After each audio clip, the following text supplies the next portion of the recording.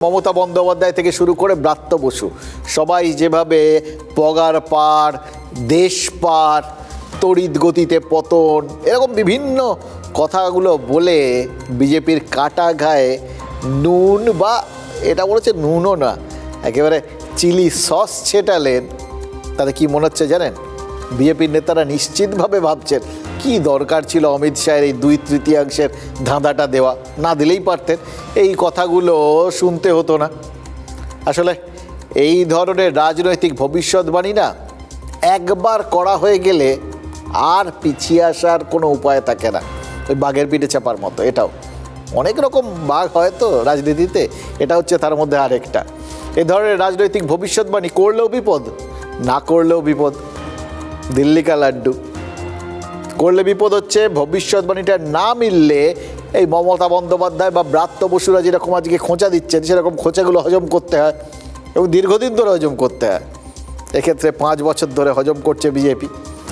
আর না করলে শুনতে হয় যে ওরা তো নিজেদের জেতার কথা ভাবতেই পারছে না, একটা বড় সড়ো আসন জিতবে এটা তো স্বপ্নই দেখতে পাচ্ছে না। আর যারা স্বপ্ন দেখে না তারা আসলে নিজেরা আত্মবিশ্বাসী নয়, সেই জন্য ওই শঙ্কা টঙ্কার মধ্যে যাচ্ছে না। এবার এই দ্বিতীয় চাপটা প্রথমটার থেকে কিন্তু অনেক বেশি। খেয়াল করে দেখুন,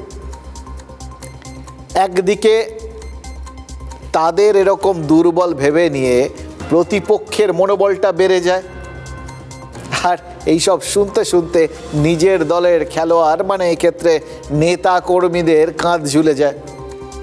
খেলতে নেমে কোনো দল যদি আত্মবিশ্বাস না দেখায় তাহলে তো বুঝতে হবে যে তারা জেতার জন্য খেলছে না, সতর্ক হয়ে গুটিয়ে রয়েছে, কোনো মতে খেলাটা শেষ করতে পারলেই বাঁচে। এবার যে দলটা রাজ্যে ক্ষমতা দখল করতে মরিয়া, যাদের নেতা বারবার ভাবছেন যে এবার নয় তো নেভার, তাদের জন্য তো এরকম আত্মবিশ্বাসের মানে কোথাও গিয়ে খামতি দেখানো সাজে না। শ্যামাপ্রসাদের বাংলায় বিজেপি যদি এবারও ক্ষমতায় না আসে তাহলে সেটা কিন্তু তাদের জন্য একটা জাতীয় স্তরে বড় সেটব্যাক হবে বলে বিজেপি নেতারা নিজেরাই ঠিক করে নিয়েছেন। সুতরাং অমিত শাহ এই কনফিডেন্সটুকু না দেখালে তৃণমূল ক্রমাগত প্রচার করতেও বিজেপি শুরুতেই হাল ছেড়ে দিচ্ছে, আর তাতে ভোটের আগে বিজেপির কর্মীদের ওপর পাহাড় প্রমাণ চাপ তৈরি হয়ে যেত। মরিয়া হওয়ার বদলে তারা বসিয়া পড়িতেন। তাই বাস্তবের মাটিতে দাঁড়িয়ে অমিত শাহ ঘোষণা করেছেন যে এবার তারা 2/3 জেতার ব্যাপারে আত্মবিশ্বাসী।